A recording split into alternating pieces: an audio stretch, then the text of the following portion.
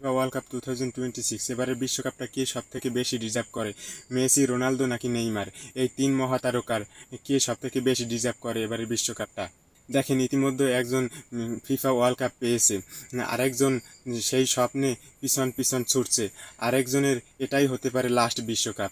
দেখেন নেইমার, তার এটাই হতে পারে লাস্ট বিশ্বকাপ।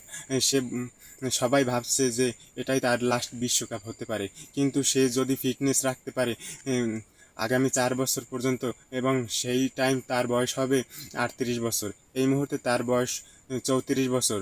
সেই পরের বিশ্বকাপে তার বয়স হবে 38 বছর। সে চাইলে যদি ফিট থাকে অবশ্যই খেলতে পারবে, কিন্তু মেসি অলরেডি জিতে নিয়েছে।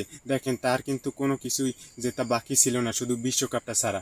এবারের বিশ্বকাপটা তার একেবারেই রিল্যাক্স হয়ে খেলতে পারবে সে, তার কোনো প্রেশার নাই। কিন্তু লাস্ট ওয়ার্ল্ড কাপে তার অনেক প্রেশার ছিল, কারণ তার এবার সেই বিশ্বকাপটা অবশ্যই জেতা উচিত, এবং সেই বিশ্বকাপটা সে জিতেছে 2022 বিশ্বকাপ। দেখেন, ওটা অবশ্যই জেতা উচিত মেসির, কিন্তু এবারের বিশ্বকাপটা সে শুধুই তার দেশের জন্য খেলতে এসেছে, এবং সে নির্ভয় হয়ে খেলতে পারবে, তাতে কোনো সন্দেহ নেই। তার কোনো প্রেশার নাই, তার কোনো চাহিদা নাই এই বিশ্বকাপে। দেখেন, সে যা খুশি, যেভাবে খুশি সেভাবেই সে চাপমুক্তভাবে সে দলের জন্য খেলতে পারবে।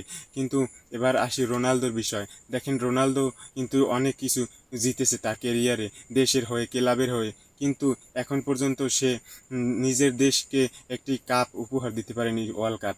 এবং তার কেরিয়ারের পূর্ণতা পেতেও অবশ্যই একটা ওয়ার্ল্ড কাপ তার নামের পাশে অবশ্যই থাকা উচিত। এবং এবারের বিশ্বকাপটা আমার মনে হয় সব থেকে বেশি ডিজার্ভ করে রোনালদো। রোনালদোর এবারের বিশ্বকাপটা অবশ্যই অবশ্যই প্রয়োজন।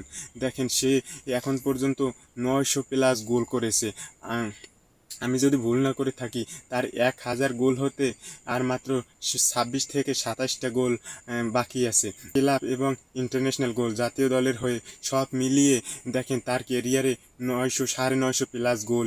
এটা কিন্তু মুখের কথা না। দেখেন, একটি ভালো প্লেয়ার ছাড়া এই অর্জন কেউ এত দূর কেউ আসতে পারে না, এবং তার টার্গেট আছে 1000 গোল আপ করা।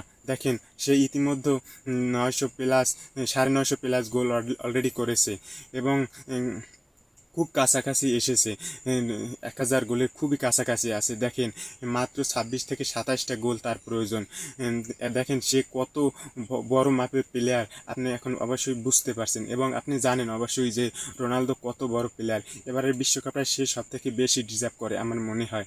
এবার আসি নেইমারের বিষয়। দেখেন, নেইমারও কিন্তু খুবই একজন ভালো প্লেয়ার, তাতে কোনো সন্দেহ নাই। ব্রাজিলের হয়ে সর্বোচ্চ গোলদাতা এই মুহূর্তে নেইমার জুনিয়র। খুবই ভালো একটি স্কিলফুল প্লেয়ার। তার খেলা দেখার জন্য কিন্তু অনেক ভক্ত আছে, অনেক তার পায়ের জাদু দেখার জন্য বসে থাকে, অপেক্ষায় থাকে, তার জন্য প্রার্থনায় থাকে যে কখন সে ইনজুরি থেকে সেরে উঠবে। কিন্তু ইনজুরি তাকে কোনোভাবেই ছাড়ছে না, একের পর এক তার কেরিয়ার আমার মনে হয় অর্ধেকটাই তার ইনজুরি খেয়ে দিয়েছে, কিন্তু তারপরও সে তার প্রতিভা দেখিয়েছে বিশ্বকে। দেখেন, সে একজন ভালো প্লেয়ার, তাতে কোনো সন্দেহ নাই, কিন্তু তার নামের পাশে একটা বিশ্বকাপ থাকবে না, এটা কিন্তু মানা যায় না। সে অবশ্যই চাইবে যে এবারের বিশ্বকাপটাও সে চাইবে যে জিততে, কারণ এবারের বিশ্বকাপটা হয়তো বা হতে পারে তার লাস্ট সুযোগ।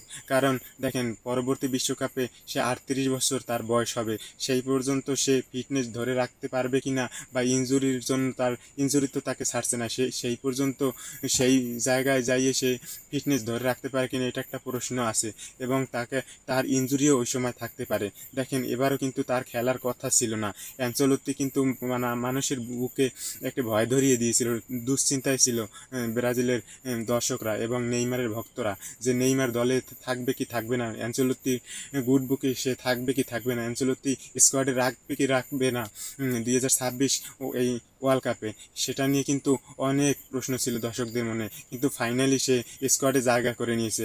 আমি আমি ভাবছিলাম সে অবশ্যই জায়গা করে নিবে, আমি টেনশন করিনি, কারণ নেইমারের মতো স্কিলফুল প্লেয়ার সে সুস্থ থাকবে এবং খেলার জন্য উপযুক্ত থাকবে আর সে দলে থাকবে না, এটা আমি বিশ্বাস করি নাই। কিন্তু শেষ পর্যন্ত সে দলে রেখেছে এবং সে দলে আছে, অ্যানচেলোত্তির গুড বুকে জায়গা করে নিয়েই সে দলে জায়গা পেয়েছে।